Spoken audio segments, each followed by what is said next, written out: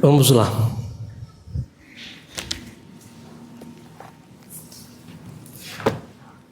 Hoje eu quero fazer a menção à segunda carta de São Pedro, aliás, a primeira carta de São Pedro na segunda leitura de hoje, também junto com aquilo que nós estamos vivendo neste tempo com o Evangelho. Estamos na sexta semana da Páscoa, semana que vem, sábado, aliás, domingo que vem, nós vamos celebrar o dia da Ascensão do Senhor. Depois da Ascensão, o outro domingo, nós vamos celebrar Pentecostes. Ou seja, Pentecostes já aparece no horizonte da igreja. E é interessante perceber que, conforme Cristo vai se retirando visivelmente, a igreja, ela começa cada vez mais a falar de vida interior.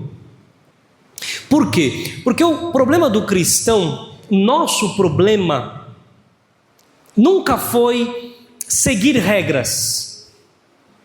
O nosso problema maior é como permanecer firme quando Cristo não está visto, não está sendo visto. Nós não conseguimos senti-lo. Nós não conseguimos vê-lo diante dos nossos olhos. Isso é muito interessante, né? Nós falamos isso dos Atos dos Apóstolos, porque o Senhor está aqui no Evangelho, Ele está dizendo para os discípulos, né? Olha, é o seguinte, eu vou embora. E os discípulos estão ali um pouco preocupados. Poxa, Ele vai morrer. Como é que vai ser a nossa vida sem Jesus Cristo? Ele vai morrer, poxa vida. Ele está dizendo que Ele vai embora e que a gente não pode ir. Para onde Ele vai, nós não vamos agora. Ele vai preparar um lugar para nós. Como é que é essa história? Ou seja, eles vão ficar sem ver a Cristo, sem tocar o Cristo, sem sentir o Cristo visível ali à sua frente. E isto, na nossa vida espiritual, acontece de muitas formas também. Porque, às vezes, no momento da conversão, muito interessante, né? A pessoa se converte, a pessoa tem uma experiência com Deus.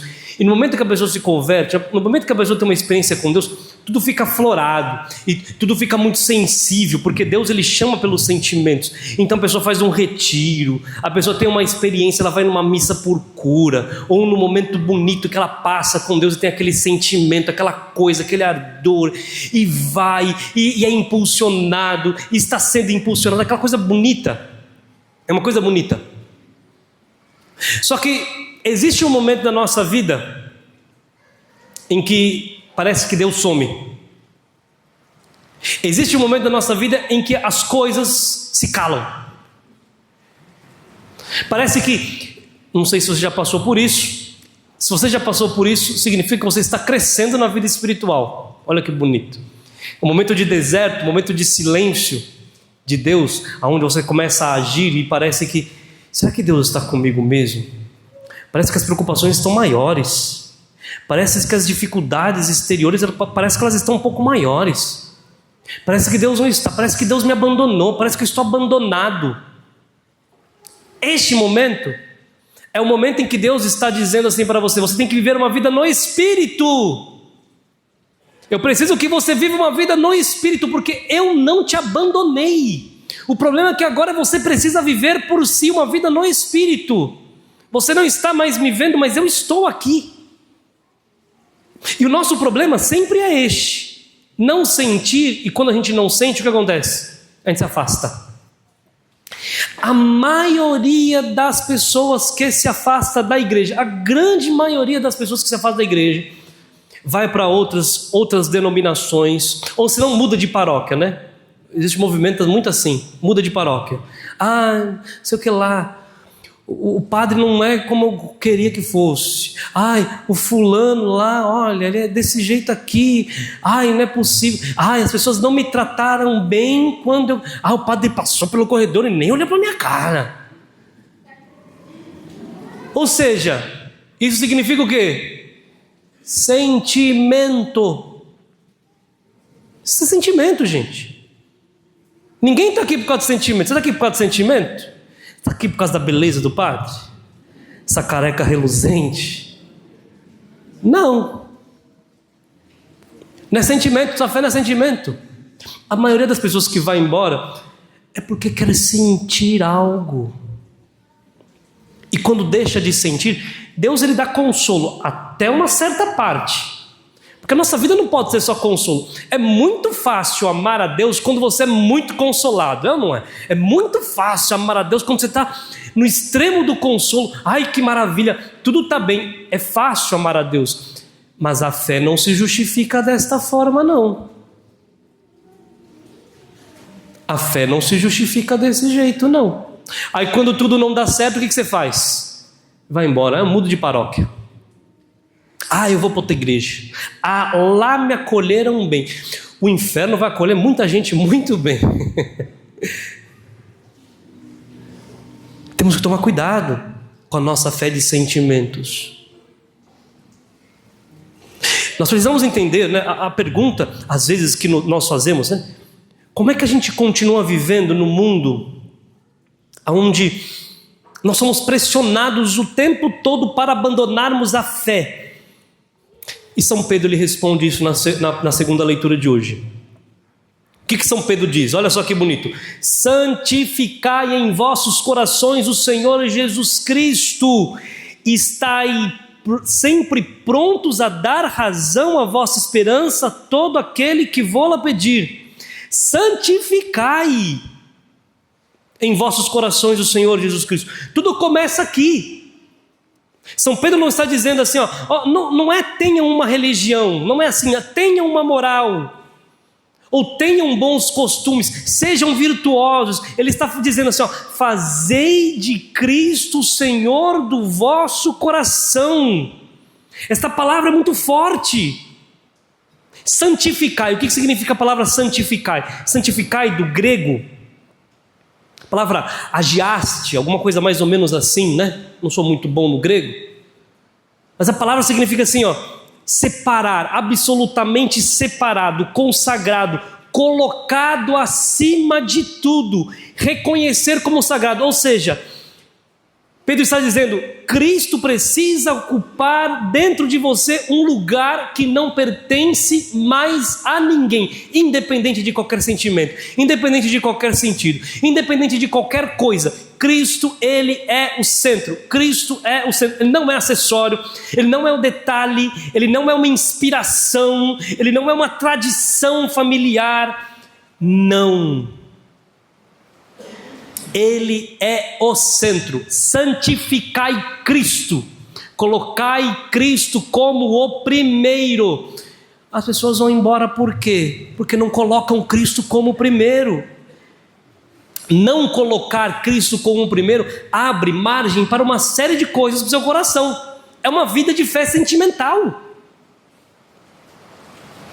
É a tragédia do nosso tempo, dos cristãos do nosso tempo, pessoas batizadas, mas o coração continua sendo governado por outras coisas. É dinheiro que governa, é prazer que governa, é vaidade que governa, é desejos que governam, é opiniões que governam, é ego, é o orgulho, e Cristo não governa. Enquanto Cristo não se tornar verdadeiramente Senhor do coração, o Espírito Santo não encontra espaço para agir profundamente. Porque o Espírito Santo, e aqui o Senhor lhe promete, vou enviar o outro defensor. É isso que nós escutamos no Evangelho de hoje. Eu vou para o Pai, mas eu enviarei o outro defensor. O que é este outro defensor? A palavra grega aqui é paráclitos. Paráclito. Não é somente, a gente traduz como defensor, né? Mas não é só um defensor. É defensor, é consolador da alma, é aquele que vai caminhar junto com você. Só que o Espírito Santo, ele não reina, ele não vem, se ele não encontra espaço para agir, se o nosso coração ainda não tem dono, ele não encontra espaço, nosso coração tem dono, nosso Senhor Jesus Cristo. E por isso São Pedro diz, olha, estais sempre prontos a dar razão à vossa esperança. Que esperança? A esperança de ter o Senhor, a esperança de ter o céu. Não é dar razão às opiniões, aos sentimentos. A razão tem que ser a esperança.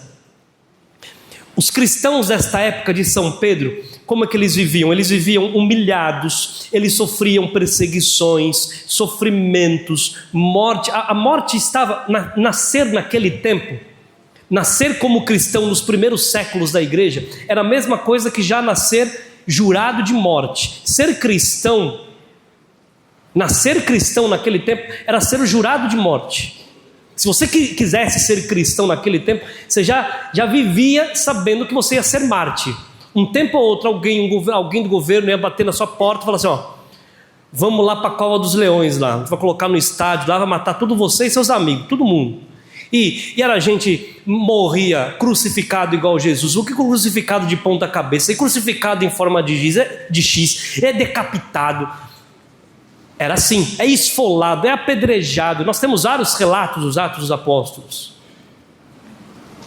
E mesmo assim, havia algo naqueles homens que o mundo não conseguia entender. Por quê? Porque eles ficavam firmes, eles permaneciam firmes. Mesmo com todas estas coisas. Tem muita gente que fala, né? Que duvida da ressurreição. Fala, a igreja montou tudo, isso daí é tudo uma montagem da igreja. Veja que loucura, né? Os discípulos, as pessoas pensam que isso é montagem. Os discípulos pregavam a Jesus Cristo sabendo que eles iam morrer. Eles pregavam a própria morte. Como se alguém quisesse, né? Nós queremos morrer, venham nos matar.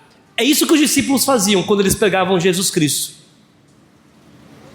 Eles iriam sofrer, eles sabiam, mas eles continuavam pregando. Quem em sã consciência humanamente vai pregar a própria morte? Vai querer a própria morte? Ninguém. Mas os discípulos continuavam. Por quê? Por que eles não abandonavam o Cristo? Por quê? Eles não abandonavam, eles morriam e todos percebiam que eles eram homens cheios de paz. Por quê? Porque o Espírito Santo habitava naqueles corações, porque eles tinham um dono. O dono deles era Cristo. O paganismo naquela época é muito parecido com o tempo moderno, né? O pecado não foi inventado hoje. Os pecados continuam sempre os mesmos. Era muito barulho, muito prazer, muito sensualismo, muito culto ao corpo, muito orgulho, muito ego. E quando o mundo via um cristão cheio do Espírito Santo, via algo diferente, via alguém que sofria sem se desesperar, via alguém que era perseguido, mas não odiava, via alguém que perdia tudo, mas permanecia firme. Hoje o mundo continua procurando isso, porque o mundo já vê discursos vazios, o mundo já vê uma religião vazia, já viu moralismos vazios, mas o mundo quase mais não vê homens cheios do Espírito Santo, dotados do Espírito Santo. E talvez esta pergunta que nós nos devemos fazer: o que a nossa vida causa na vida das pessoas que estão à nossa volta? A nossa vida inflama as pessoas do Espírito? Ou nós somos iguais a todo mundo? Ou nós somos iguais a todos? Nós carregamos a igreja, a vida religiosa, como se fosse somente uma capa. Porque a nossa esperança cristã, ela precisa ser visível. A tua vida cristã precisa ser visível. O Espírito Santo precisa ser uma explosão. De dentro para fora, precisa explodir. A vida espiritual precisa explodir dentro de você. Porque todos precisam ver essa explosão do Espírito. A presença do Espírito Santo tem que transbordar. O cristão verdadeiro carrega algo que o mundo não consegue explicar.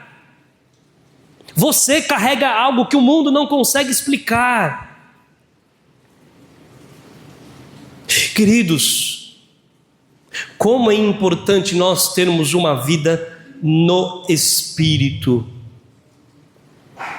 Como nós estamos às portas de Pentecostes e precisamos ser preparados para este dia. O Espírito Santo já veio. uma primeira vez. O Espírito Santo já veio. Mas ele vem todas as vezes que nós pedimos. Vejam, aqui existe o batismo sacramental. Nós somos batizados sacramentalmente. No dia que nós somos batizados sacramentalmente, acredito aqui que a maioria é batizado, espero que todos. Se você não é, procure logo se batizar, vou fazer catequese. Mas nós somos batizados sacramentalmente. No dia do batismo, a sua vida muda. Dentro de você as coisas mudam.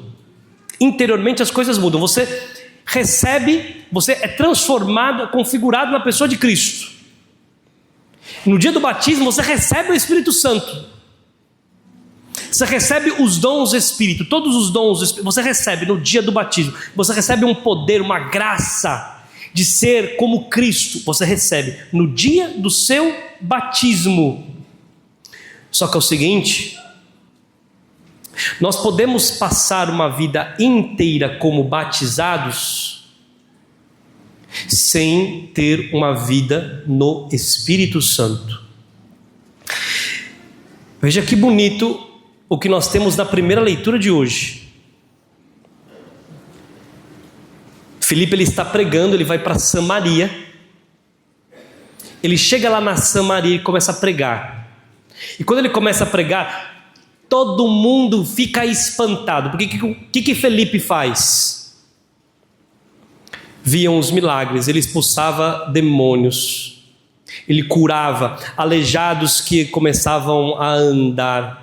A pessoa aleijada paralítico começava a andar. Todos viam aquilo e ficavam extasiados. O texto diz, era grande a alegria naquela cidade. Os apóstolos que estavam em Jerusalém ouviram aquilo que Filipe estava fazendo. E quando eles ouviram e ficaram sabendo que a palavra de Deus estava sendo acolhida pela Samaria, o que eles fizeram? Então eles enviaram para lá Pedro e João. E quando Pedro e João chegaram lá, o que eles fizeram? Chegando lá, oraram pelos habitantes da Samaria para que recebessem o Espírito Santo, porque o Espírito Santo ainda não viera sobre nenhum deles, apenas tinham recebido o batismo em nome do Senhor Jesus. Ou seja, eles eram batizados, mas o Espírito ainda não havia, eles ainda não tinham aceitado o Espírito Santo. Eles eram batizados, mas não viviam uma vida no Espírito. Por quê? Porque existe uma possibilidade de ser batizado e ser frio, de ser batizado e ser medíocre, de ser batizado e ser morno, ser meio termo, cristão light, com baixas calorias espirituais. Nós precisamos aquecer o mundo. Precisamos impor as mãos, pedir a graça do Espírito Santo, porque não dá mais para viver assim, não dá mais para viver desta forma. O Espírito Santo, ele existe para nos conduzir a Deus. O Espírito Santo, ele é Deus, ele nos conduz a Deus. A vida espiritual não é um espetáculo, não é emoção, não é experiência vazia, é transformação interior, é morrer para o homem velho, é permitir que Cristo reine verdadeiramente.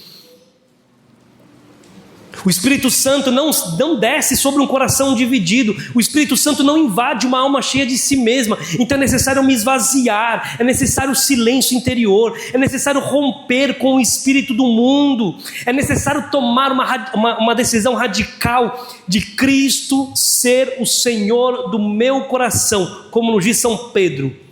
Cristo é o centro, o Senhor do meu coração, porque Cristo, se Ele não ocupar o centro, todo o resto vai continuar desordenado.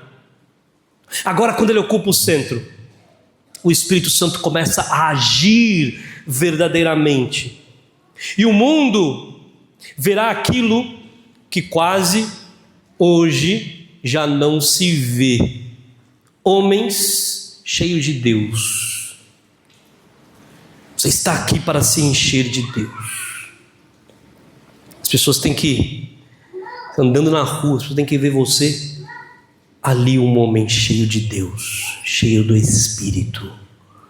Ali há um profeta, ali está um profeta, é ali. Cadê os profetas do nosso tempo? Está aqui, está tudo sentado aqui, ó, olhando para o padre. Cadê os profetas? Está aqui os profetas. Cadê os milagres? Está aqui, ó. Quem que realiza os milagres hoje em dia? Esses dias eu fui pregar numa paróquia, fui numa missa, e eu perguntava para eles desta forma: Você rezou hoje? A pessoa, todo mundo levantou a mão assim: sim, rezei. Você rezou hoje? Rezei. Quem gosta de rezar aqui? Todo mundo levanta a mão, gosta de rezar. Quem tem rezado aqui? Todo mundo levanta a mão. Eu gosto de rezar, todo mundo gosta de rezar. Eu rezo, padre. Todo mundo sabe rezar? Sei rezar, padre. Que maravilha, todo mundo sabe rezar. Aí eu perguntei assim: você já entrou em êxtase hoje? Aí o pessoal: o padre tá ficando doido.